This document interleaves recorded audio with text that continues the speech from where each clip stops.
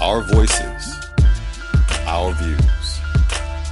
This is Politics in Black.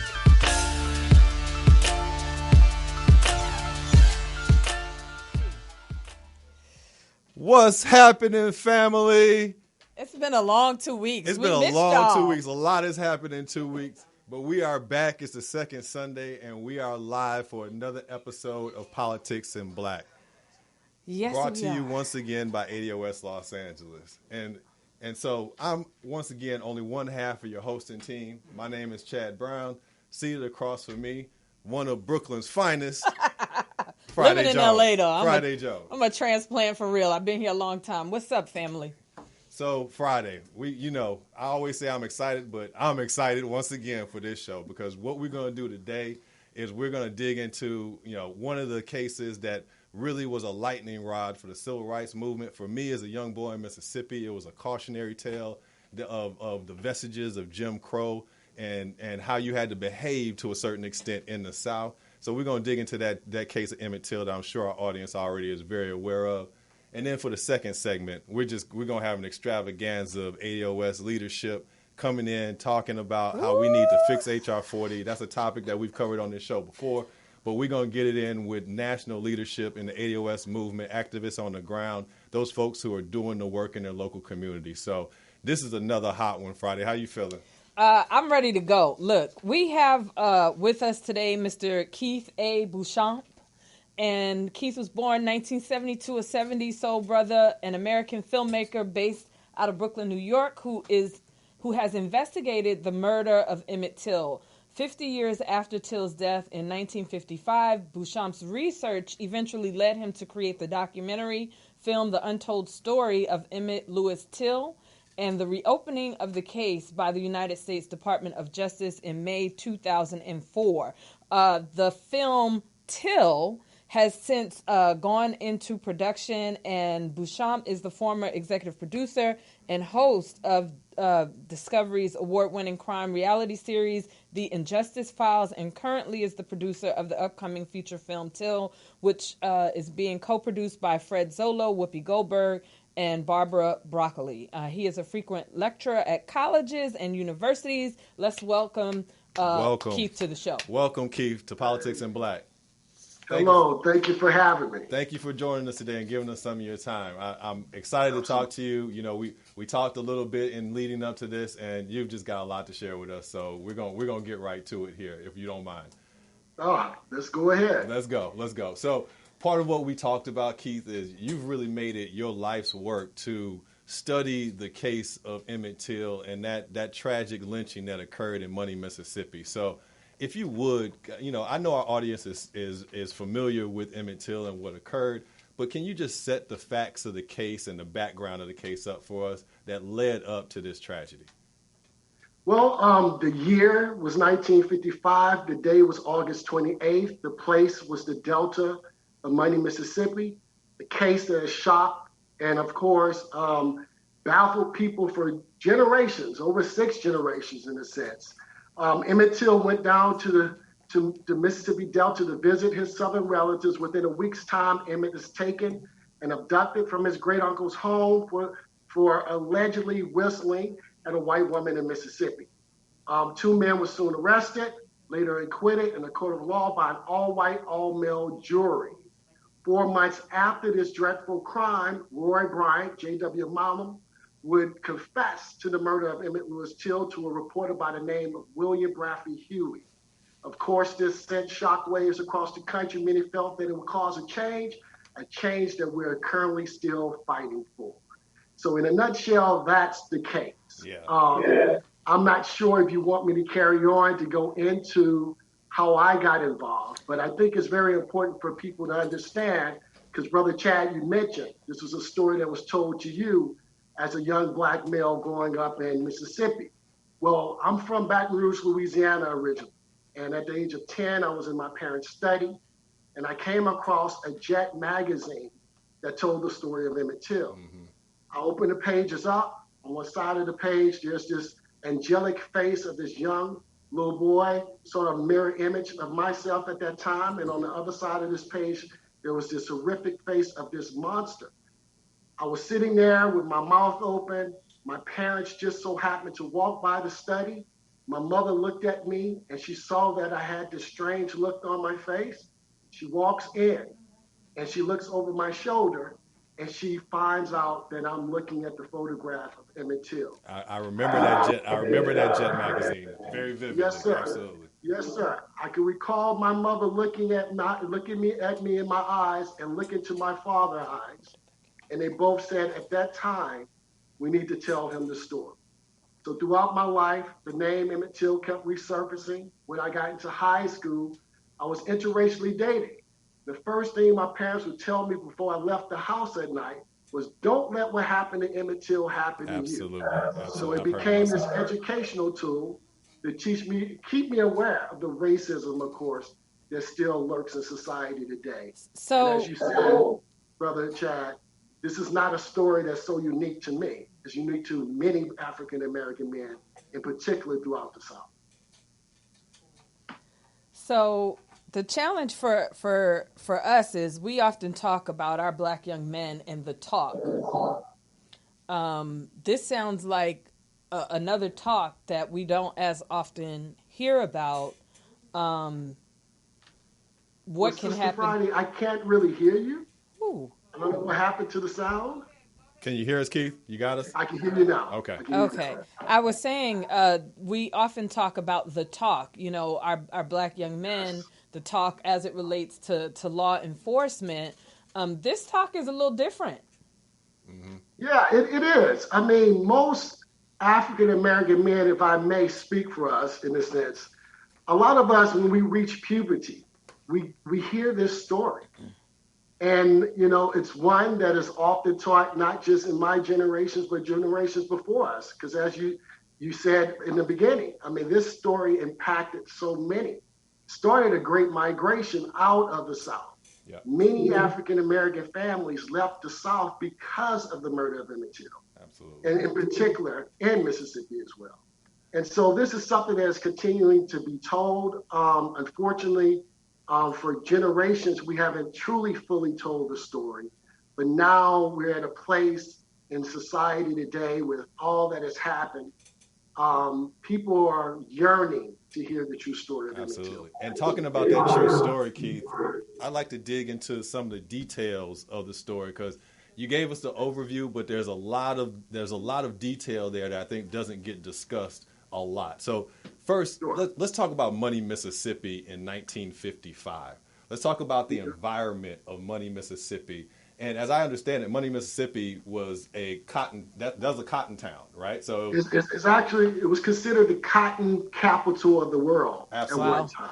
And so Yes. cotton was grown and farmed in Money, Mississippi, and then taken to Greenwood, which was not too far away, and other places. But Greenwood was the main marketplace where then that cotton was sold off for a profit, right? Is that correct? Yes, sir. But I think it's important to also go to a year before for us to get a real context, or should I say, put this story in context in its rightful place in American history.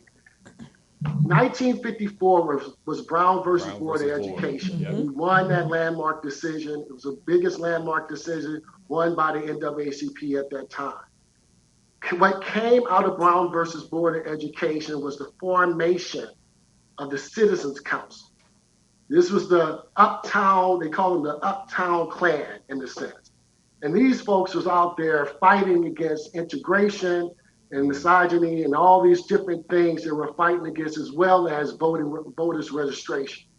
So in the summer, by the time of the summer of 1955 comes around, the Citizens Council vowed to rain just a wall of terror all over Mississippi at that point. So in the summer of 55, by the time of summer of 55, I should say, you had two significant murders that took place before Emmett Till's murder that we have to understand. And that was the murder of Reverend George Lee out of Belzoni, Mississippi. He was an NAACP official who was shot on the way home from a speaking engagement. He was shot and killed because he was trying to register black voters. This happened in May 7th of 1955.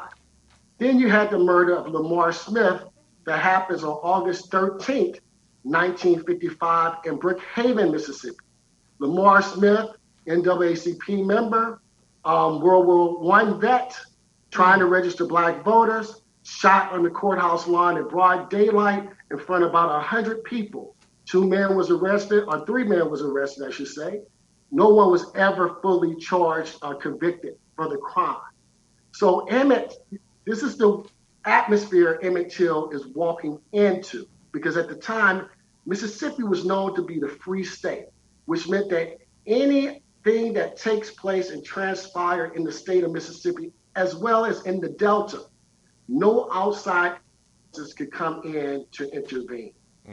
And so this is the atmosphere Emmett Till walks in and unfortunately suffered his fate at that time. So wait. Actually, When you of what they call a Trinity killing that took place in Mississippi.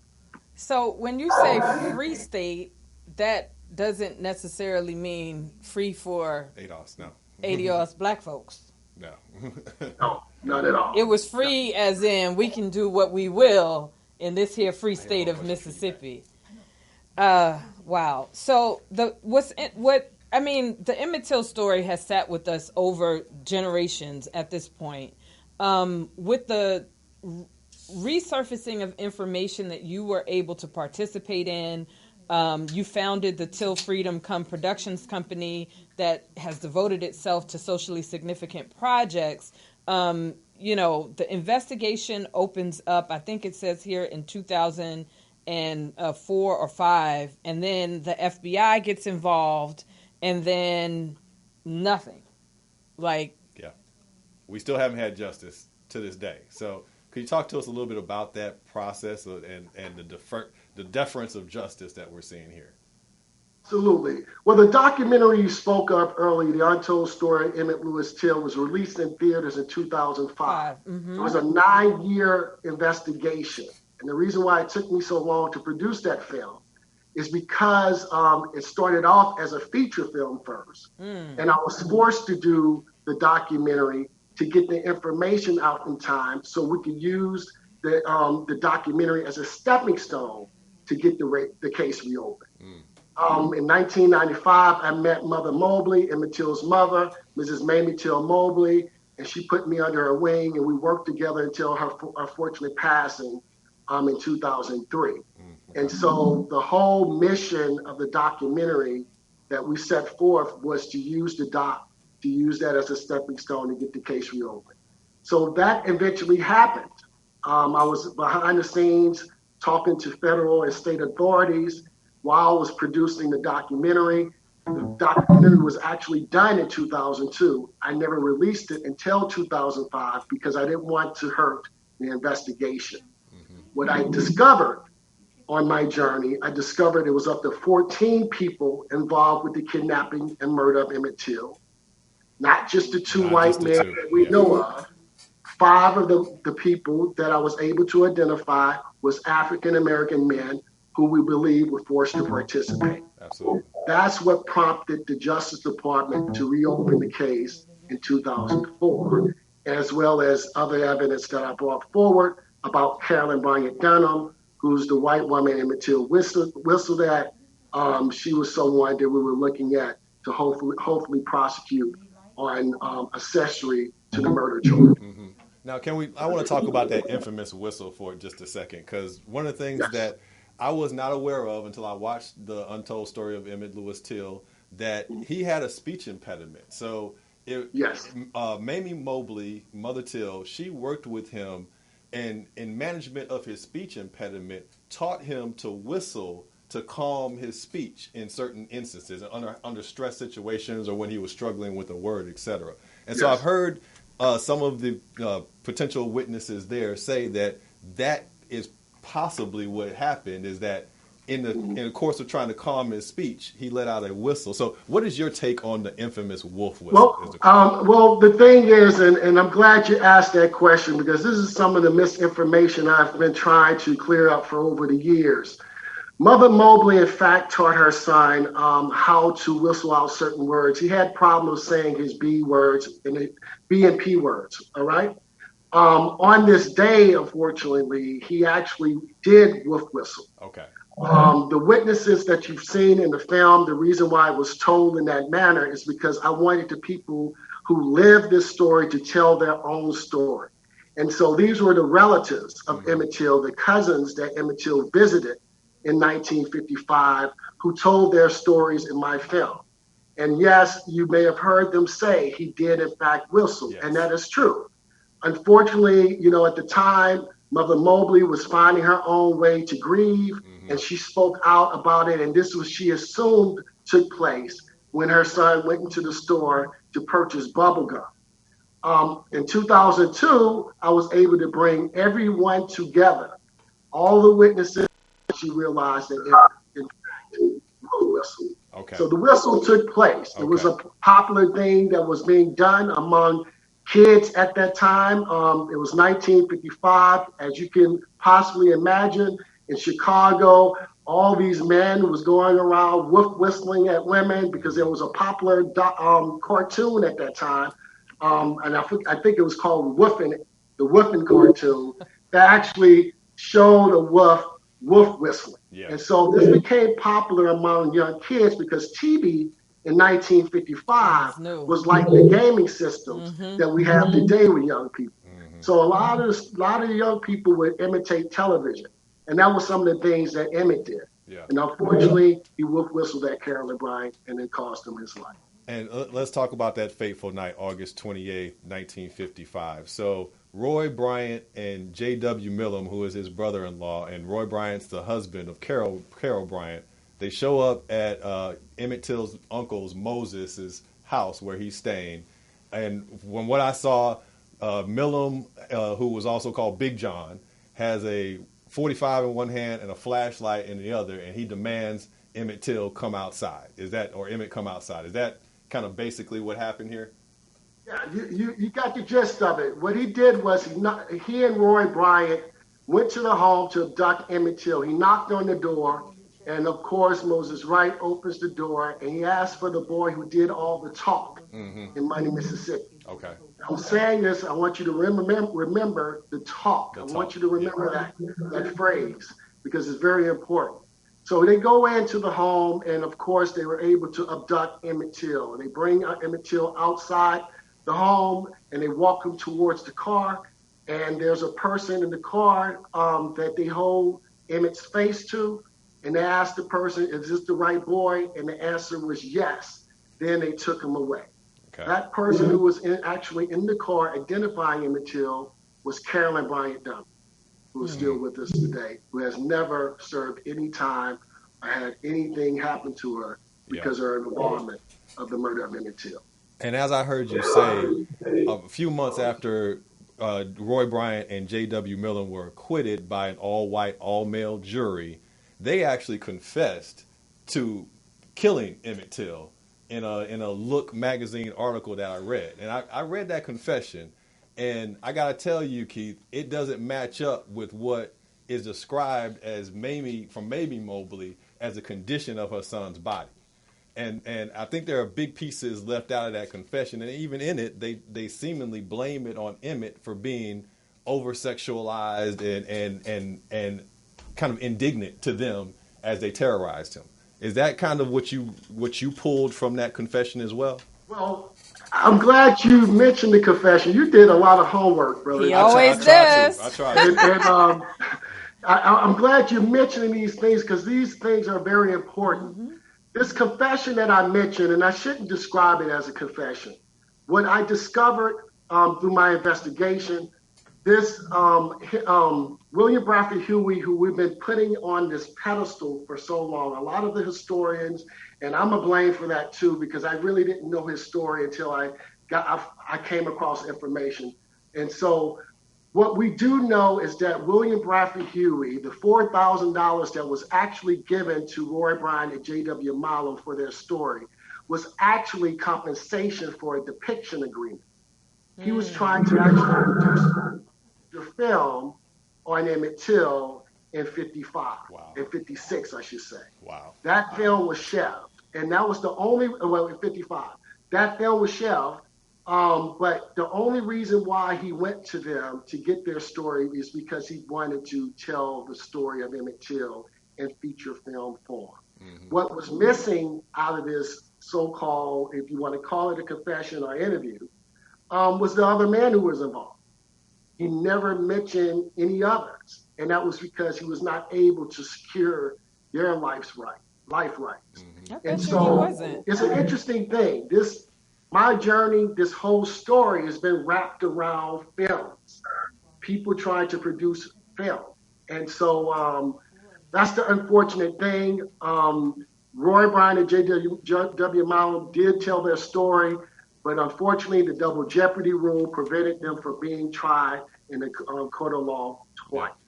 Now, And so what we were really fighting for when the case was reopened in 2004, we're fighting to get the remaining people who was involved with the kidnapping and murder of Emmett Till. mm-hmm. The case opened in 2004 and went to a grand jury in 2007, and the grand jury of Carolyn Bryant's peers decided not to indict her.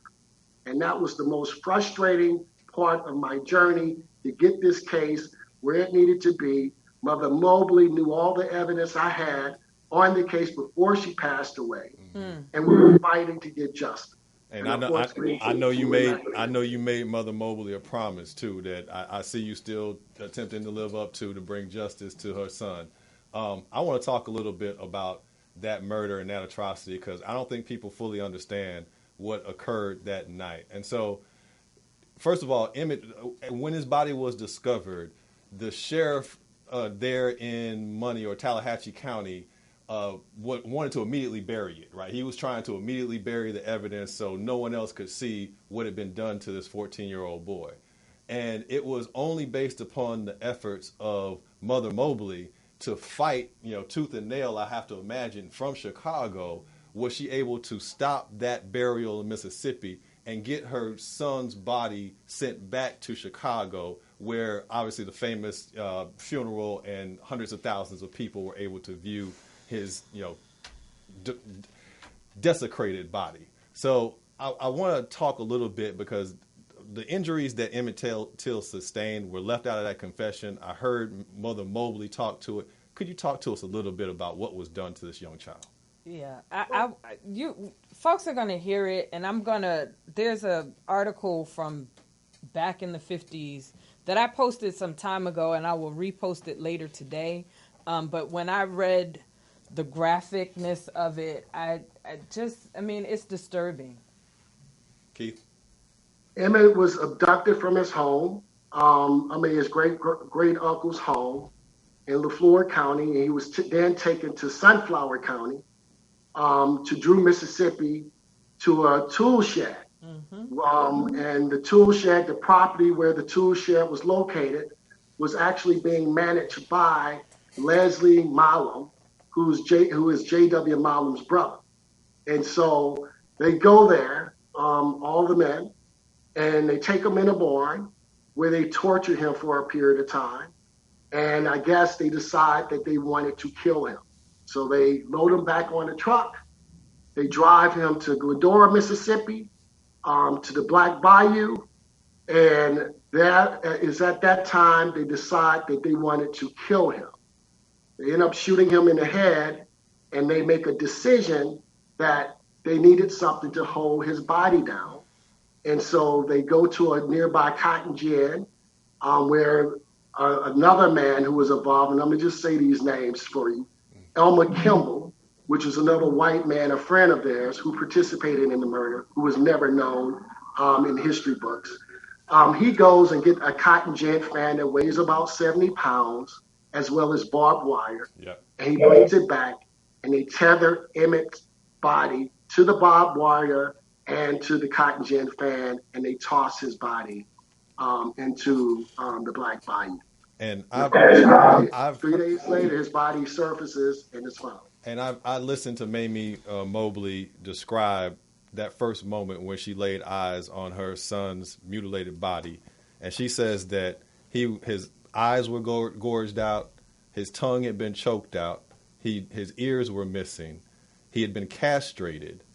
And it looked as if someone had taken an axe and tried to chop the front of his face off. Is that it? I mean, I've seen the pictures, and it sounds like this young boy endured what I can't imagine what kind of hell for hours upon end. Absolutely. Well, I would have to tell you, Brother Chad, on this journey working with the FBI and the Justice Department, I worked fully with the total investigation. I was involved. That's because the whole investigation was based off my research and so on. What we were able to do was exhume Emmett Till's body, which was something that Mother Mobley was fighting to do in 55, but they would not allow her to do it. Even up to her passing, she was fighting to get an exhumation done, but no one would allow it to take place. Mm-hmm. So what ends up happening, and this is something, I'm gonna just give you this nugget of information that the public really don't know about. I was given a location of the murder weapon that was used to kill Emmett. Wow. And we were able to retrieve that murder weapon. And that forced us to exhume Emmett Till's body to run ballistics on the gun. And it was, in fact, the gun, the murder weapon. But at the same time, we also laid all these rumors to rest, which Mother Mobley was trying to do when she was with us, that the body was, in fact, Emmett Till. Because during the trial of 1955, if you want to call it a murder trial, I wouldn't call it a murder trial. It was a trial against Emmett Till. It was all about his identity. That's what that trial was about. And what ends up happening, what's on the books, the prosecution could not prove that body that was pulled from the Tallahatchie River was that of Emmett Till. So with the new investigation, we was able to lay all that to rest. We know it was Emmett Till, and Mother Mobley knew it was Emmett Till. And so it was a blessing that we were able to do that, and that was one of her wishes. So let's just transition a little bit into the Till film and sort of how that came into being. Well, should I start? Yes, you know the secrets. I mean, I can throw some names out there. I'm going to say this. This film has been a 20-something year effort. As I mentioned earlier, I've been doing this investigation. I've been working on this case, I should say, since I was 22 years old. And I'm 49 years old now. This started off, the documentary started off as research for the feature film. It's just unfortunate in 96, I signed an option agreement who was producing for Showtime, and they optioned off the screenplay that I produced. And they took the screenplay, they had the rights to it for 3 years. And that's what forced me to do the documentary, because I didn't have any power. I gave my baby away. I'm happy that happened, because that film should have never been produced. It was premature. It took me all this time to truly understand the story of Emmett Till. Mm-hmm. And so what you're seeing now is a 20-something year effort. I met Whoopi, Fred Zolo, and Barbara Broccoli 18 years ago. And so they've been great mentors of mine who's been trying to make me the super producer. But most importantly, they've been trying to help me tell this story. Mm-hmm. And so we've tried for many years.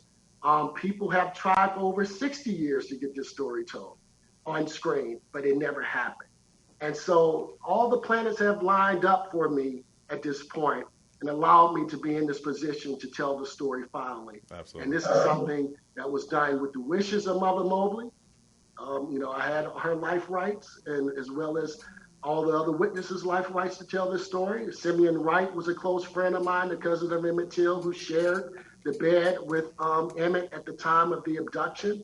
He was working alongside of us as well until he unfortunately passed away 3 years ago. And so this is something that Mother Mobley wanted. This is something that I wanted. And this is something that I believe that is very important for the world to see. Absolutely. Just like 1955, Emmett Till's murder, the photograph inspired me to do the work that I'm doing. I hope to have that same type of impact when people see this film. Yeah, Let's talk a little bit about power and the power of black filmmaking in Hollywood. One of the challenges of ADOS and one of the things I talk about is no one knows who Peterson Motors is. Everybody knows who Ford is. When it comes to filmmaking, filmmaking was developed in a space that didn't include us. It didn't have to include us. And when it comes to ownership today, everyone's immediate go-to is Tyler Perry and Tyler Perry Studios down in Atlanta. He made the headlines. He's a billionaire. But his being a billionaire doesn't change the power or lack of power that you as a filmmaker and other black filmmakers have in Hollywood. Can you talk a little bit in terms of the financing of this film and casting of this film and where you are? Because ADOS in particular has had a sensitivity to casting our icons and our leads with folks that, bless their talents, but they're not us. I completely understand. Well, I want you guys to feel at ease. This is not a Hollywood movie. I am not Hollywood whatsoever. Hollywood wouldn't accept me. So I do this work on my own. I've just been truly blessed to have, the story of Emmett Till under my belt. And then it actually inspired people to reach out to me and give me an opportunity to produce other things. And so this is not your Hollywood movie. The reason why it has taken this long as well is because I did not want this to be a Hollywood movie. I wanted to make sure that this was an independent film so I could have my control of what comes out in terms of the narrative. Mm-hmm. I am trying to resurrect my close friend, Mother Mobley. I worked with her for 9 years. She's my confidant, my teacher, not just my friend, an adopted grandmother to me. And if you would have spoke to her at the time, she would probably say I was adopted son to her. So I am trying to resurrect my mentor, and I'm not trying to bury her twice. Absolutely. And she's a hero in my estimation as well, Keith. That's a strong woman. Thank you. I want to stay on that subject of narrative for just a second, because August 28th was 65 years, the 65th year anniversary of the Till lynching. And we saw some very troubling statements come out of some of our historically black institutions like the NAACP that I believe actually in their recognition of the Emmett Till situation said something to the fact that we have to push forward in efforts for creating a safe America and for people of color. And so they specifically use that people of color when, as we've heard here, Emmett Till was in Money, Mississippi in 1955. He wasn't a person of color. He was a descendant out of chattel slavery. And so when we're talking about telling our stories and the narratives and how we're perceived, right? Friday alluded to it with, we saw a historical portrayal of Harriet Tubman by Cynthia Erivo. We've seen troubling portrayals by of MLK by David Oyelowo. I probably get that name wrong, but we see this pattern of taking ADOS history and ADOS stories and taking ownership of that ancestry, of that lineage away from us. And we're hyper-focused on lineage here. So I want to talk to you just a little bit about the choice of director, because I know you're on Twitter. You caught a little heat for this, but you have chosen a Nigerian director to helm the film and be the lens for the Till film. Could you talk to us a little bit about that decision? Well, Chinoya Chiku, she is the first Black woman to win Sundance, one. She also did a film called Clemency that got many accolades and, awards and so on. The reason why I chose her, and I shouldn't say I chose her alone, my partners and I chose her, is because of the way she's able to handle a very intimate, character-driven story. She has a great skill at that. Not only that, I questioned myself when I made that decision as well. She had to really convince me that there was a way, not there was a way, but that she would be able to tell this particular story. My vision has always been with this particular film is to have a Black woman lead and a Black woman director. I was originally supposed to direct the film, but I stepped back because I wanted a sister to come up and do it. Now, Chinoya Chiku, she's been in America since she was 4 years old. So, I mean, I know her experiences may not be the same as ours, but again, there's a certain skill set that she has that I believe that's going to make this film even more powerful. And that's why we made that decision. Okay. Okay. Okay. Well, our time is up today. I could go into, this is my space. I've done film financing. I understand the economics of it sometimes, and perhaps we'll have you back to delve a little deeper into that part of the Please. conversation. But Yes. Mr. Keith Beauchamp, we thank you so much. This Absolutely. is a story near and dear to our heart, and we appreciate your spending time with us to share and to give those insights and for your today. transparency, Keith, and coming and having a conversation. And I'm very respectful of the work you're doing, and I'm very appreciative of it. Please, I know you're going to bring the Till movie and give it that authenticity that it requires and that reverence that it requires. So thank you, sir. Yes, sir. Well, thank you so much for the platform. And as I said, you won't be sorry. I mean, look, hold my feet to the fire. Absolutely. Very important to do that. We will. We will. We will. We're following you. I don't want to be like those other films that have come out. I was greatly disappointed as well. But believe me, I would never, ever destroy the legacy that Mother Mobley and Emmett left us. Thank All you, right. sir. Thank you, sir. Thank you, sir. You have a great rest of your day. All right, so we're going to take a quick commercial break. Politics and Black will be back in 60 seconds. 60 seconds, fam. Right back.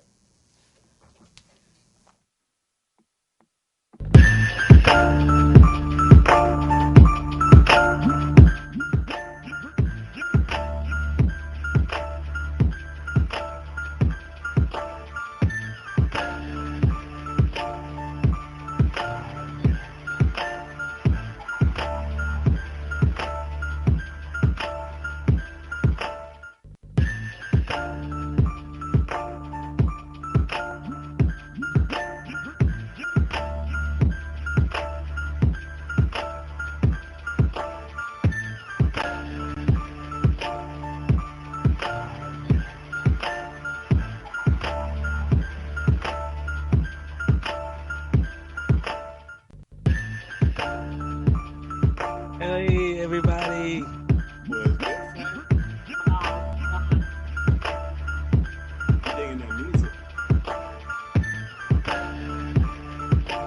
What's going on, people?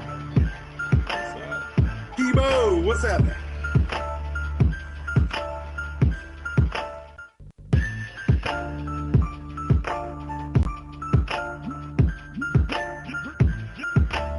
Can y'all hear me?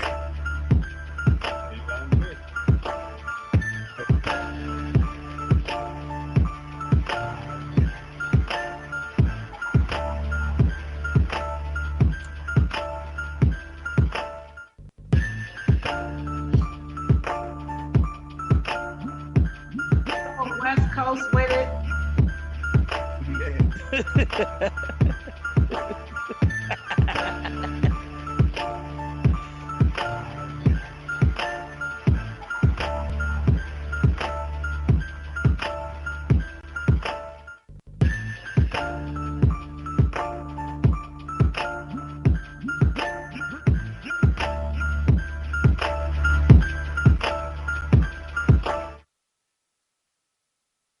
Back, fam, for our second segment here on Politics and Black. And today what we're going to do is dive into a conversation we've been having over the last couple of episodes on HR 40, because there is a campaign on the ground at the grassroots that we are initiating. Hashtag Fix HR 40. Fix it. So what we wanted to do today is bring you leadership across the nation, ADOS leadership across the nation, representatives that are on the ground working on this campaign and pushing forward towards reparations on a national scale. So, Friday, bring them in. Yes. So, as you all know, I am Friday Jones. I am a reparationist, and our leadership is special. And I'm so, we're not having a conference this year, but this roundtable to discuss HR 40, this is a part of the conversation you're not going to get from mainstream media. So we have with us from ADOS Columbus, Ohio, we have Mr. Mark Stevenson coming with us. Hey, fam. We have with us Mr. Tony Blunt coming out of New York City, my hometown. We have Mr. Marshall Parson, ADOS DMV, representing for the DMV area. And we have Ms. Rita Forte, ADOS Bay Area, representing North Cali. Hey, North Cali. And we have Mr. Michael Brown, ADOS Houston. Houston is where it's at. That's where we fighting on the battlegrounds. That's the soul of this mission. So what's up, Mr. Michael Brown? Welcome to the show. What's going on, family? Welcome everybody to the show. Thank you for being here. All right, Chad Friday. How y'all doing? We're doing good, fam. We're doing good. Y'all ready to go? I hear it. We heard y'all partying in the room before we even brought you up, so we're excited to have you here. I'm already getting conference feels right here. This is already feeling good to me, so it's like good to see y'all. Family reunion. All right. Absolutely. Family reunion. Oh, Well, Lord. Y'all know what's going on the ground. Y'all know the work that's happening. So we wanted to bring representatives. This isn't all the chapters, but representatives from some of the most active chapters in the country. Here today, we want to talk about HR 40, the problems that we know are inherent in HR 40, what's going on locally, how you guys are addressing it, and what else you are doing in your local, communities to push forward this reparations fight. So let's start the conversation with Houston. With Houston, I was thinking the same thing. Let me tell you something. It was almost like somebody hit a light switch and y'all were here and you were on and you've been on fire. The commercial that you all, to me, it feels like an infomercial that you put together with the problems of HR 40. You all have signage. I've seen the signs around. I ain't never been to Houston, but I feel like I've been to Houston because I've seen you all posting so many of the Fix HR 40 signs in Houston, Texas. So talk to us about what your journey has been like trying to engage Sheila Jackson Lee, who is your congressional representative and also the sponsor of HR 40. Well, like you said, it's been a journey. We've been contacting the office for, from last year and really kicked it into gear at the last 2 months since we've been under COVID, trying to get a meeting with her office. And it's been a lot of wrangling and negotiating.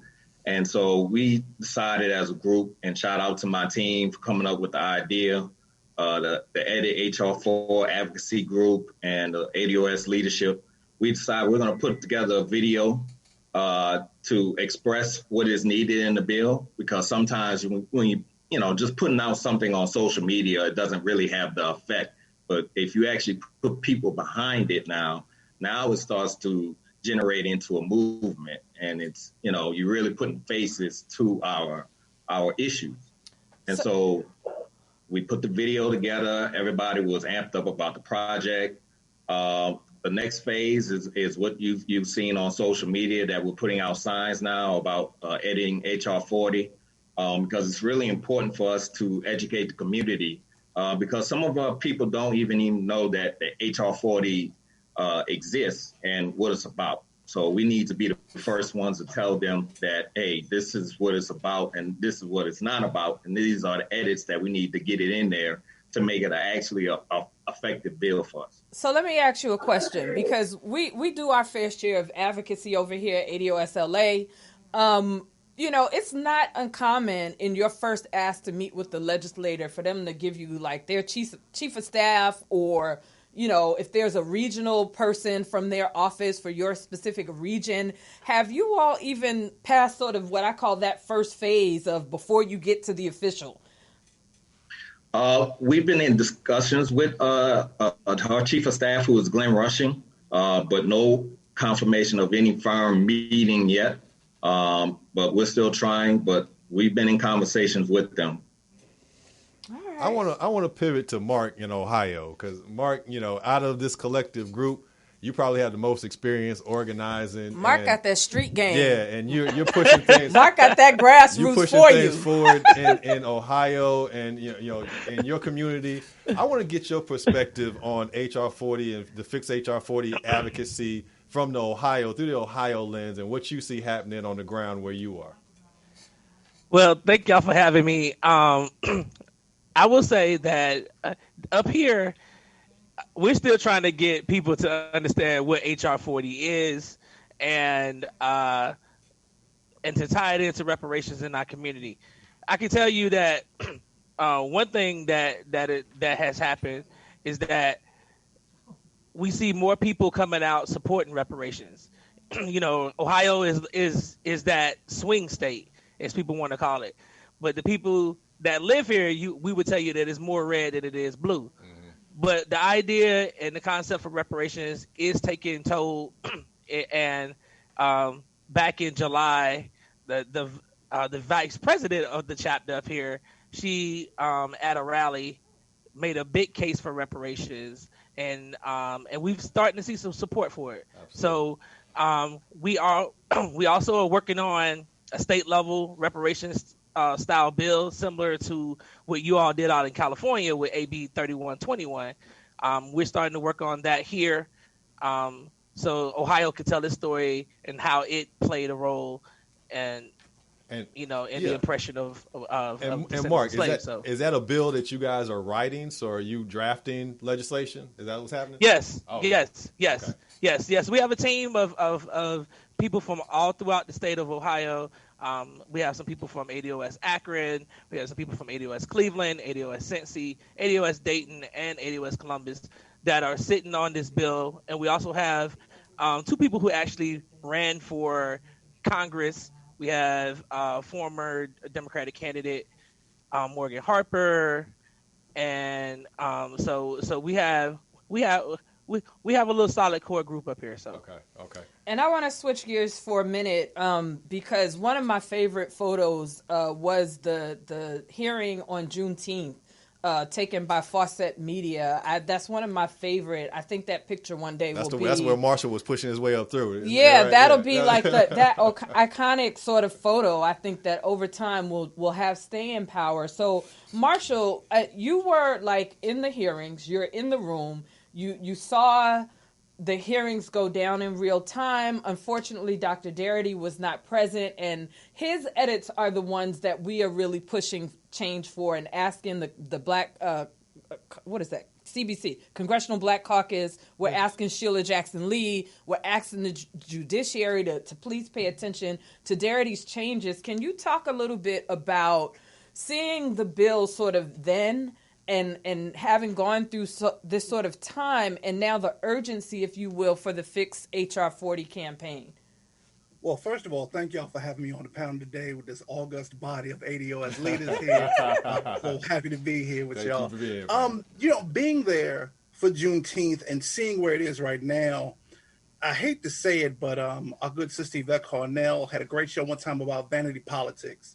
And when you do research on HR 40 right now, currently, through our push, through our advocacy as ADOS, it's got 154 co-sponsors. Yes, sir. But it's just... It's almost like it's almost there, but it's just sitting. And the reason why I call it vanity politics is because you have so many representatives who are saying, well, I support it. So you don't have the substance behind the show.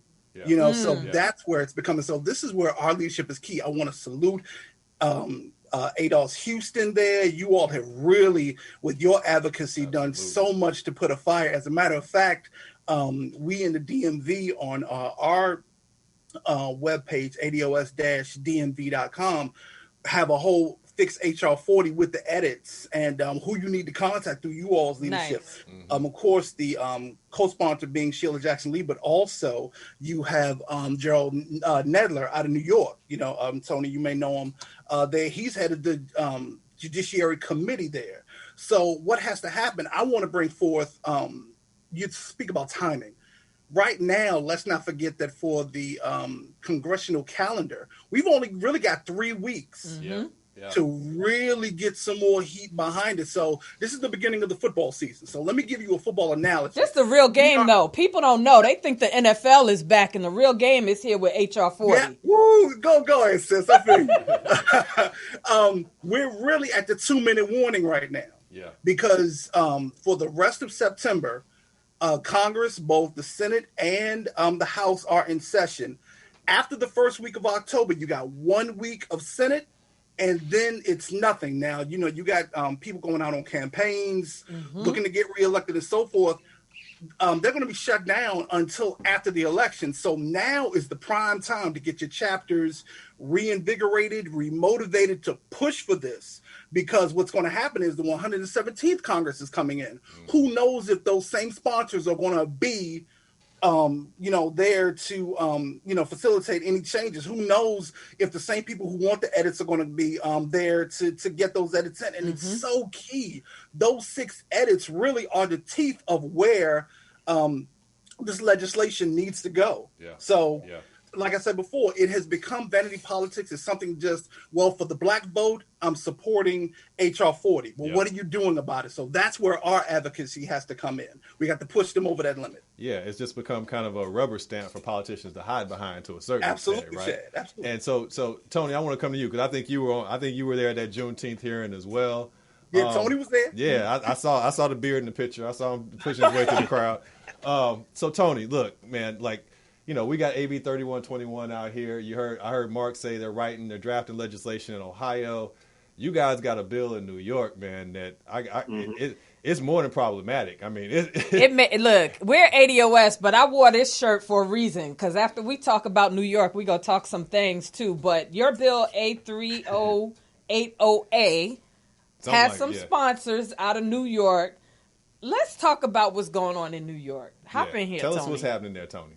Yeah, it's the Assembly Bill A3080A. I think first, so I want to backtrack a little lead up to that, and this goes back to talking about Juneteenth and then before. This thing has been unfolding since, I want to say, February of 2019, with HR 40 really being resurged. Roland and I here in New York at the beginning of the ADOS NYC chapter went to the NAN conference, which was kind of the beginning of all the presidential candidates running then. And that's when ADOS was putting a lot of pressure on Kamala Harris specifically. And HR 40 in and of itself kind of became the escape pod for these presidential candidates. One after one, this NAN conference was the first time they were all getting on stage. I'll sponsor, HR 40, the bill to study reparations. And that was kind of their way of skipping by the problem. And then fast forward to the HR 40 hearing, kind of what I learned there is, this politics is warfare. There was literally a physical attempt to remove us from the line. Like those of us that were there, from around the country for this HR 40 hearing, ADOS people, we were first in line, 5, 6 o'clock in the morning, we were out there. And the reason I bring this up is because the very same people that physically attempted to remove us from the line at the HR 40 hearing in DC are the very same people responsible for some of these state level reparations bill that we're talking about now, specifically this New York bill. It is the exact same groups, that are doing this same stuff. Yeah. And we're talking about NARC and Cobra, IBW. We can name them. Yeah. We can call names. NARC and Cobra, is specifically on the New York bill, definitely NARC and Cobra. And some of what's so dangerous, they specifically name themselves, being on the commission. There's money paid out to the commission. There's nothing really happening at the end of it.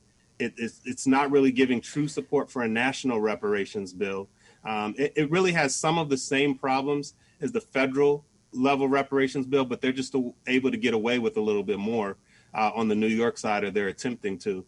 And it's dangerous. Going back to probably what you want to talk about later, you got people like, Clyde Vannell sponsoring the bill, who then attempted to, take the ADOS trademark, which Yvette talked about in the previous show. And, the endless line of trying to get back to, who exactly is responsible for that. Well, he was smart enough to withdraw his name. But I mean, even that is what are y'all doing? And I think it speaks to what you said though, Tony. It's warfare in this political game, right? So as far as what's going on with that local assembly bill, what are you guys doing on the ground in New York City to try to combat that, to try to get in that process? So our biggest thing right now is just writing a new bill. I think California gave a great model of what that should look like. So we're currently working on, writing a brand new bill, pushing that, bringing up some of the flaws with the current bill, but then some of the ethical issues that we have with the way the current bill is being pushed, with the way that people are being paid out, stuff like that. Having Narkin and Cobra essentially name all of the people that would be on the panel there instead of this being decided. I don't remember giving them my vote or my authorization, but I'm just saying. Yeah, it's wild. It's wild. So for us now, it's just we've got a team together it's kind of twofold for us, working on quickly coming up with a new bill, but then also working on really pointing out the flaws of the current bill. Yep. And really, that's not something that needs to be rewritten like HR 40. It needs to die. Yeah. That's just it. It needs to die, and there needs to be a new bill. So let's swing it back to California with Miss Rita. Hey, Rita. How you doing, Rita? Miss Forte. Hey, what's going on, you guys? So you were definitely instrumental with the California group in working with Dr. Weber for AB 3121. It took multiple moments of effort to get that through. So talk a little bit about, I want to say almost like the Fix HR 40, almost in comparison to the success that happened at the state level. And where, from the 6 points of Dr. Darity, some of the things that you think specifically need to be done on that Fix HR 40 side. Like everyone else, thank you so much for having me here on Politics in Black. So there are 6 points that I did a show with Reggie from Boston, from ADOS Great Boston. Show. Right, exactly. To really emphasize that came from Dr. Darity, leading economist we all know, around reparations. But the 6 points that HR 40 truly needs to be advocated to change, to really, because someone said just, I think before me, right, we just need to write a whole new bill, right? We need to just get rid of this and move forward. But if this is going to be in place, there are 6 specific edits. So just to talk about the first thing, though, AB 3121 here in California, it was already kind of in motion before ADOS got involved. And I think that's important to note, because a lot of times, or there's a lot of cities and there's a lot of places that are representing or are bringing up, reparations bills or resolutions and things like that. We have that here locally, here in the Bay Area, actually, which I would love to talk about. But bottom line, when, some things are already in motion, you need to hop in front of that. Yeah. So even though right now, as the bill AB 3121 stands, it's a good look. ADOS needed to go through, like you said, a few meetings and iterations to really put in even some of the edits that we're trying to do for HR 40. And talking about the culpable party being ADOS, American Descendants of Slavery. That wasn't originally in the California bill. Yeah. And, surprisingly, it was not. And we had to advocate for that and really make that change. It's going to take a moment for some things to get in place, but it definitely took an amount of advocacy with all the ADOS chapters. So shout out to everyone in California for putting that effort together, because that's where our advocacy really, really lies. And just as a quick update, Rita, what's the current status of AB 3121? Is it on the governor's desk right now? As we know that it is, and maybe I don't want to say that as a finite thing, maybe someone else knows, but okay. as I know, it's on its way. Okay. So big deal. Yeah. And then just if I can mention kind of the things that are going on here in the Bay Area, please, yeah.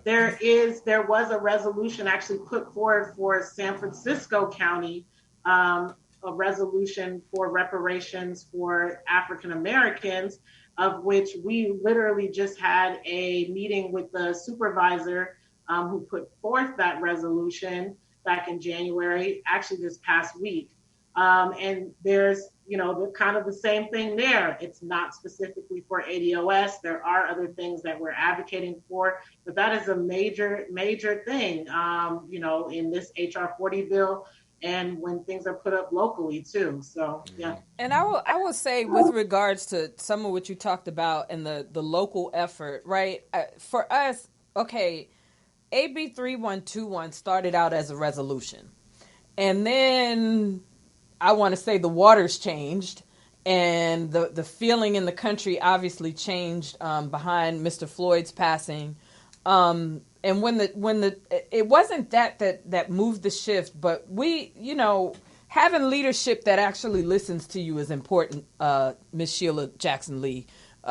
It's important for you to hear your constituents, because for us, we went to our state legislator, Holly Mitchell. Holly Mitchell said, yes, it's a resolution. At one time, there was a resolution in city council, but what you really need to do is go back and talk to Dr. Weber and ask her to change it from a resolution to an actual bill. That all sort of was happening at the same time. Like, ADOS was getting to know Dr. Weber. Dr. Weber was like, okay, I kind of like your advocacy. You guys are like this new civil rights thing. I can co-sign on this. And she brought us in. She made the bill approachable. She made sure that we knew how it was moving along the way. I think we had Shelley Caldwell join us from ADOS Dallas. And I'm just curious to know, in terms of the reception that's being received on the ground in Dallas, if your legislators are saying, yes, you matter. Yes, we want you at the table. Yes, we hear you. Because without those kinds of things, even the fight to fix HR 40 is going to be that much harder. Do we have Shelley? Did she join us? I thought I saw her pop up on the screen. Yeah, she was here. All right. Did we lose her? We might have lost her. Well, we can get one of you guys to pick up. Let's go to Michael. Let's go to Michael with that. Michael, your neighbor and sister city there. Definitely. So, in regards to even getting to this point that we're talking with the chief of staff, we reached out through our local NAACP office to expedite our request, because they were not listening to us at all. We reached out to our state reps as well to help us, with this meeting. The state rep, I won't mention his name, but he says he's had a 40-year relationship with Sheila Jackson Lee, and he can't even get her to return his phone call. So we're definitely using those other avenues. She's kind of notorious for that. Now, the only other option that I would know of is to get a news camera and invite her to an event, and that would probably, expedite a meeting or get her attention. But yeah, we're using all avenues, and also we want to stress that we need to educate the public, because we have to get more phone calls, more emails to that office in regards to this bill. So it's a multi-layer effort, so we can get our edits in. So one of the most pressing edits I know, it's edit number 2. It's the compensation edit, right? Because we all know that Congressman Conyers had this bill in play for almost 30 years, and 5 years ago, Cobra came and they changed the language that basically said that they would, the commissioners could receive government grade G18 pay scale, which is like the highest pay scale you can have. It doesn't even exist anymore. I think G15 is the highest that you can go in terms of compensation. That's something they wrote into the bill. That's something that was written into New York's bill, the A3080A. This idea of compensation. Now, a stipend is one thing. Being paid the highest possible pay rate that any government official could be paid is something else. So one of our changes is addressing restitution and monetary compensation, actually just making it so that people are receiving reimbursements and they're not being paid like excessive amounts of money for this commission, and also shortening the time. So, Mark, how do you have good ground game? How do you think we could elevate that particular messaging to our legislators and actually to people who support HR 40? Because I think they might support it, not understanding what the implications are of this high rate of compensation that's being introduced. Okay, well, I think, hold on, excuse me, clear my throat real quick. But I think that we need to get everybody who has a social media, who can talk to anybody that they know about reparations, who supports the idea of reparations, and tell them how bad this is right now. Um, these it's only 6 changes, right? And that's what people don't realize. There's only really 6 things that need to be changed in this bill. Now, getting compensated is actually one of them, because no one should be trying to make money off of trying to help a particular, specific group get compensation for damages that were wronged. This is a big money grab in my estimation. And if we allow this to continue to happen, you're going to see reparations bills pop up in every state around the country, and they're going to be sponsored by the same people, and they're going to be written in the same exact way. The thing is that California, you all took it upon yourselves to get y'all bill changed. Now we got to get New York. Here in Ohio, like I said, we're writing our own because we're trying to be more proactive, so that way we don't have that same thing happen here. So what we need from everybody else that is in the movement is to get on the phones. There's a lot of fix HR 40 campaigns out there. You could just put the hashtag fix HR 40, and you'll see the stuff that's out there to help us get a bill that's going to be sufficient enough for us. And I think that's what we need to do, and we just need to keep driving it home. We only got a few weeks.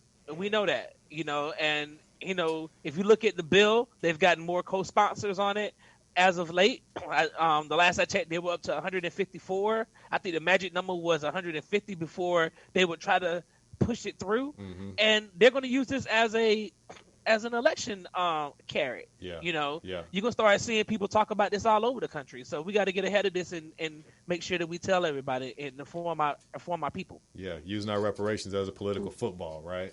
Right. And Tony, I want to come back to you in New York, because one of the things that we talk about is that Sheila Jackson Lee, while we are focused on her, while this is her bill, she might not necessarily be the person in charge in this process, right? So you have Nadler, you have Cohen, both of which are in your locale, right? Have you guys met with Nadler or Cohen, and if so, what is that reception? What has that feedback been like? Have they said that, hey, we see these edits need to be made? Like what's going on the ground in New York? Yeah, we have not now met with them. We've individually attempted to send communications to them, have not gotten anything back. So we're kind of putting together a big lobbying effort now to really try to get their attention, along with what's going on across the country in terms of HR 40, because Nadler himself is actually leading up the Judiciary Committee. So it's important to definitely get his attention, definitely let him know about the edits. I think, going back to Mark talking about the specific thing in terms of compensation, like, to me, that's a huge area to push. And I think ADOS is us here on this call, you guys doing what you're doing in LA, we're a perfect example of why none of us are getting paid for this work. Like, we're doing 40 hours a week plus Easy. Sometimes. Like, I certainly know that I am. Trying to get, the attention of these legislators, putting together these campaigns. We're doing the work, and we're not getting paid for it. So, we're an example of what can be done. So for anyone else to say that they should get paid for this work is absolutely ridiculous. But yeah, back to the Nadler thing. Yeah, we're working overtime to try to get some communications with them, but we have not so far. Okay. And I think it's a little insulting to say, well, you all can pay me to tell you what your reparations should look like, but you can't have monetary compensation as part of your reparations. I've never heard anything so ludicrous. Like, that's NCAA talk. That's I mean, I'm just saying, like, that just, it makes absolutely no sense to me, and I don't understand. Mm-hmm. Meanwhile, at the ranch, so there was a tweet that Steve Cohen took down that basically said no markups no, markups are province of the full judiciary chair. And that was in response to BN4C1, Mr. Valentine, who tweeted out, brother, his record should be the only thing that matters. I say this because he's the subcommittee chairman that controls H.R. 40 and has the power to mark up the bill and to not choose. And then Steve Cohen says, no, markups are basically the responsibility of the full judiciary chair, which would be Nadler.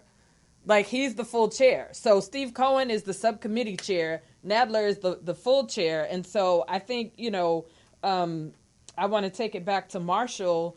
When you see sort of this, and he took the tweet down, but when you sort of see this sort of dance that's happening, it's almost like, what more do you think we could do? Because the press is not covering this. That's also like the very frustrating thing. The press is not giving coverage to this. But all of these maneuvers are happening. How can we motivate people? I know we've done some things with churches. We're in a COVID space, which also makes sort of our mobility a challenge. What other things do you think we could add to this mix, Marshall? Well, it's all about pressure. I want to go back to something that Mark said that I'm a true proponent of. We can, flood their emails. We can try to interact with them through social media all we can. But when you contact the switchboard for Congress, and those representatives hear from their aides, our phone is blowing up. I can't get nothing else done because people are calling in about HR 40. Where are the markups? So it takes our continued pressure on them. I mean, we're doing all that we can as unpaid volunteers, as people who are just doing this as a love of their people and wanting to see, true change, through the legislature. How do they know, what's going on? We can't be blamed as bots. We could be blamed as bots when we contact them through social media, Facebook, Twitter, Instagram, what have you. But bots don't put signs on the street. Sure don't. I love that. Was so gangster, Houston. They don't. And what happens when a bot does not call up the U.S. The congressional switchboard and say, I need to speak to Representative Nadler. I need to speak to Representative Sheila Jackson Lee. I need to speak, like here in the DMV, there's Jamie Raskin, who's the 8th congressional district rep in Maryland. He sits on the subcommittee.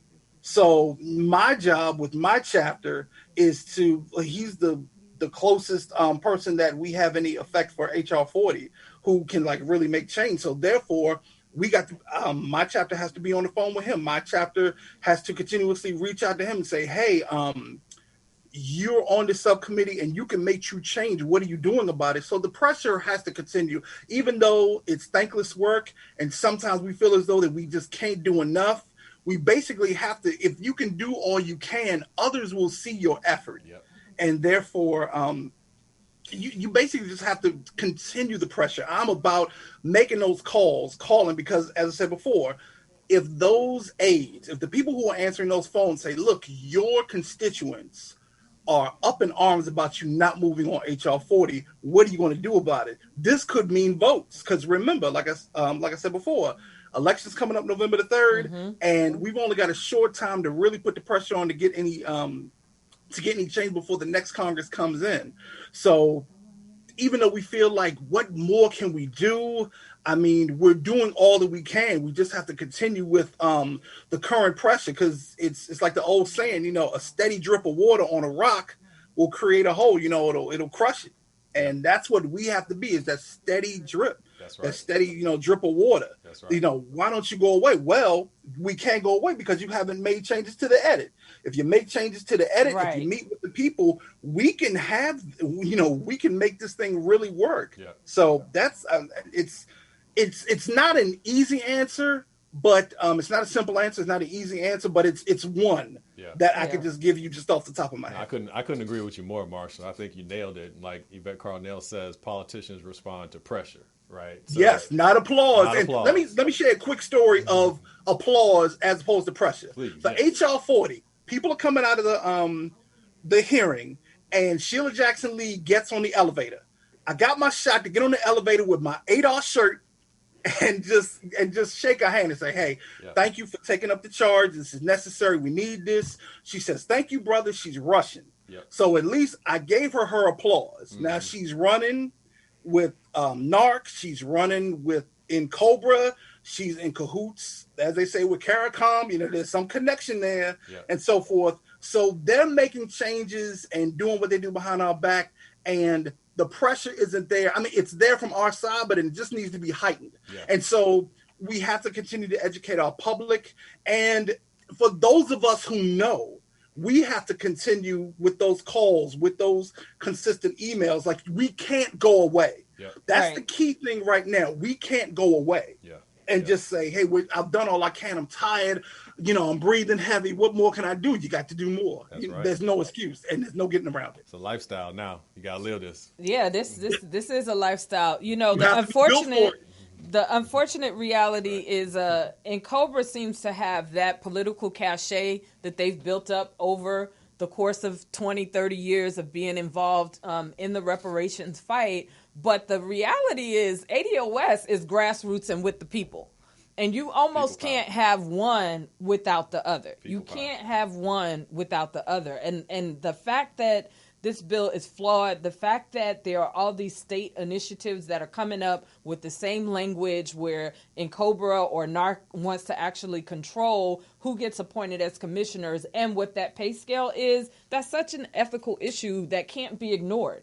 It can't be ignored at all. Rita, I want to come to you because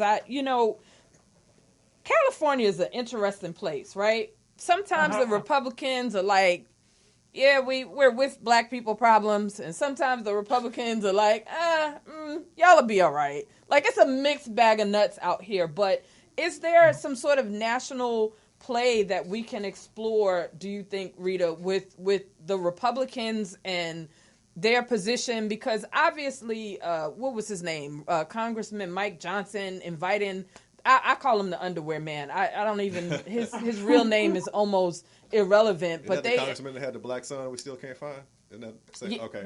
Him too. But same person. But they invite someone for the Republican position at the HR 40 hearing, and it's a wannabe political rapper. Yeah. Underwear guy. Like, I can't even take him seriously. And it's almost disrespectful to them as Republicans, because the radical Republicans were about saving the republic. They were about America. They were about reconciling the nation in real time back in the 1800s. So it's kind of like now, like, Republicans, what can we do with them, Rita? Well, I don't know if I have an answer directly for that, directly for Republicans. But what I will say is that there's folks that are for this issue and are for reparations, regardless of party lines. And I know I know some on both sides that believe in this issue, believe in, restitution and reparations for ADOS, right? Whether they're on either side. So we have to identify those people, find out where they're at, looking up the hashtags, seeing who's really posting about it. And then the only Republican that I would talk about, if he wants to call himself that in this point in time, I would talk about Kanye West in this moment. And only because I have seen him pick up different issues that he's interested in and different issues that he cares about and feels like is the truth. And he has a large mouthpiece. So if it is, and I say that for some reasons, and we could talk about that in another show, but I say that to the point of almost what I just said earlier. If you're on across party lines, if you have a mouthpiece that would be able to or would like to take up, the issue and the bill and advocate, I don't see why. That's just an extra mouthpiece. I'll also add that, I'm a marketing person. We can use some marketing dollars. This is a campaign. Campaigns always take money. I definitely know we can get far with our ADOS movement and chapters and things like that. But I would, that's something that just kind of came up when Marsha was talking. We have to keep that drumbeat. We have to keep on it. but really treating this as a campaign, like Prop 16 and everything that there's dollars that goes behind or behind promoting these types of things. So I don't know. Those are the two things that came up to mind when you said that. Yeah, I think you're absolutely right. We've done all this so far with no funding, right? Right. Which is amazing. So imagine they put some dollars behind this. If we actually can start raising some money, it's Katie bar the door kind of thing, right? So I want to come back to you, Michael, in Houston, because one of the things we talk about pressuring our politicians, that's one thing, but we also have to be cultivating the next generation of political leaders who are going to champion this message of reparations and this message of we need specific agenda in exchange for our vote. So talk to me a little bit about Sheila Jackson Lee. Is she up for re-election? Is there anybody running against her? And what does that race look like if someone is running against her? Yes, sir. So, excuse me. So definitely she is up for re-election. They recently had an interview with her Republican competitor that I posted to the ADOS Facebook group. Mm-hmm. It's about an hour long, but you get maybe 15 to 20 minutes into it, and you can see his view on reparations, because that was the immediate question that came out. And so his view is that he didn't quantify who they was, but they would not pass it. They in the House and the Senate. And his focus is on job creation. Okay. In terms of reparation. He said he would be in support of it, but he just doesn't think it is actually feasible. Gotcha. And in terms of her district, if you go back, I'm sorry, can I interrupt you for 1 second? Because if I'm talking to you about reparations and then you come back talking to me about job creation, there is a difference between being an owner class and a worker. And I'm not saying anything to disparage workers, because we all have jobs. I have a job. ADOS folks work. We have jobs. But if you want to come to me about reparations, I'm talking about Peterson Motors and versus the Ford company, and you talking to me about a job. That's not even, we're not even having the same conversation. But please continue. Absolutely. Wendell Champion. It was an interview back on July 3rd. Okay. His slogan is from welfare to West Point. So he's definitely adopted, sort of that Republican bootstrapism, mm-hmm. Where, we don't need the government help. Yeah. We need to depend on ourselves. And he's going to rely on Sheila Jackson Lee's district being multiple opportunity zones to lobby companies to bring jobs to the district and get people employed at $15 an hour, which we know $15 an hour in the current wealth climate that we're in.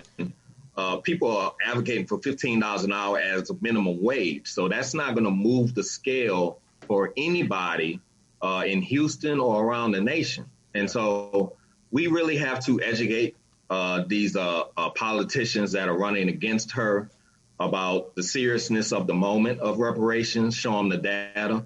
And if they just don't get with it, then we've got to foster our own candidates. Absolutely. Yeah, $15 an hour is not going to close the racial wealth gap. Look, we have quite a few of you on. I want, one, if you all have your congressional leaders' information where people can call, let's go through roll call and try and get that information out there. I also, if you guys have social medias for you personally and for the ADOS chapters that you represent, I want people that may be tuning in for the first time to be able to find you. So let's start with Mark Stevenson out there, ADOS Columbus. Okay. First off, you want to follow me? You can get with me on Twitter. It's at M_Stevenson78, STEVENSON78. You can also follow my chapter. It's at ADOS Columbus. That's on Twitter and on Facebook. we have a newspaper now, a newsletter. It's called the ADOS Defender. That is going to be coming out. So you all will see that kind of circulating through. You also can follow, just follow us throughout. We have ADOS Northeast. That's Cleveland. We got ADOS Akron, Dayton, Cincinnati. So we all on Twitter. Just follow us, and then if you all are in Ohio and you want to get down with one of the chapters, please.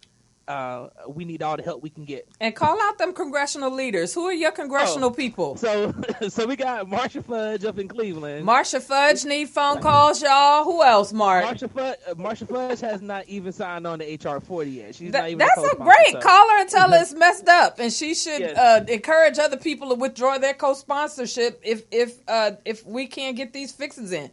That sounds like a perfect phone call. Exactly. And then we have Joyce Beatty down here in the 3rd Congressional District in Columbus, Ohio. We also have Steve Stivers, Troy Balderson. They are Republicans, but their districts kind of gerrymander into Columbus. So we have 3 actual Congress people in our area right here, essentially, along with Steve Stivers, that are right here in this area in Columbus. So, yes, we got Tim Ryan. He's up in Youngstown, so we got our work cut out for us. Work cut out for us here. So awesome, Ohio. Let's keep roll call going. Thank you, sir. Tony Blunt, same thing. Where can people find you and ADOS New York, and name some legislators? We calling them out today. Sure. Me, you can just Tony Blunt on Twitter, Facebook, Instagram, all that. TonyBlount. For the New York chapter, our website is ados.nyc. You can find us on Twitter, ADOS NYC, Facebook, search for the same thing, ADOS NYC. You can find us on there. In terms of the legislators, Nadler's the big one. We have a lot in New York, obviously, because it's a Democratic powerhouse that co-sponsored the legislation, but that aren't taking the edits seriously. Obviously, you got people like the Gregory Meeks, Yvette Clark, AOC. I would say Nadler's the big one to really put the pressure on, but certainly people like AOC, like Gregory Meeks, people that have that big spotlight, especially those that are having conversations like AOC about reparations, but speaking about it in the wrong way. Put pressure on those people. If you're real about it, then support the edits from Sandy Darity, but definitely put the pressure on Nadler first. Yeah. All right, Mr. Marshall Parsons. Thank you, Tony. Let me unmute. Okay, run it down. The chapter is ADOS DMV. Our website is ados-dmv.com. I ask everybody to go there. If you don't already have a way of checking out the edits or understanding what HR 40 is for anybody that's looking, you can please go to our website and go to the Get Involved page, and there's a whole page dedicated to fix HR 40. Locally, my congressional leader is Anthony Brown. As a matter of fact, I'm proud to say that on Juneteenth, I stopped by his office and dropped off Dr. Darity's What We Get Wrong About Closing the Racial Wealth Gap and additional information on HR 40. And a few, maybe 2 weeks later, he signed on. Ain't done nothing more, but at least he co-sponsored. I would say go to the Capitol switchboard for anybody that doesn't know how to contact a representative or so forth while they're in Congress. The Capitol switchboard is 202-224-3121. That's 202-224-3121. And go to congress.gov and just look up HR 40 and the Senate Bill 1083. That way you can know who the co-sponsors are, give them a call, contact Jamie Raskin, who is in Maryland, the 8th Congressional District representative. He is on the Judiciary Subcommittee. Ask him why have they not moved on the edits. Put some fire up under them. And on Twitter, you can contact me at an old DJ name, DC Digger, DCDIGA. As you can tell by here, like Chad, I got the crates. I see you digging in the crates back there. I was going to say something. Take it offline with you, though. Yeah, I still get it in with the vinyl. All right, sir. Yeah. Thank you, Marshall. We appreciate you. Let's go down south. Michael, can you give us a rundown how people can get involved, get in touch with you? What's your information here? Yes, sir. So we've got our Twitter page, ADOS Houston. We've got our Facebook group, ADOS Houston. We've got Instagram, ADOS_HOU. We've got our website, adoshouston.info. That's adoshouston.info. That has all of our updated information. We've got Sandy Dairy's edits on there on the website as well. So you can pull those down and take a look at it for yourself. In terms of representatives, we've got 2 CBC members, Sheila Jackson Lee and Al Green.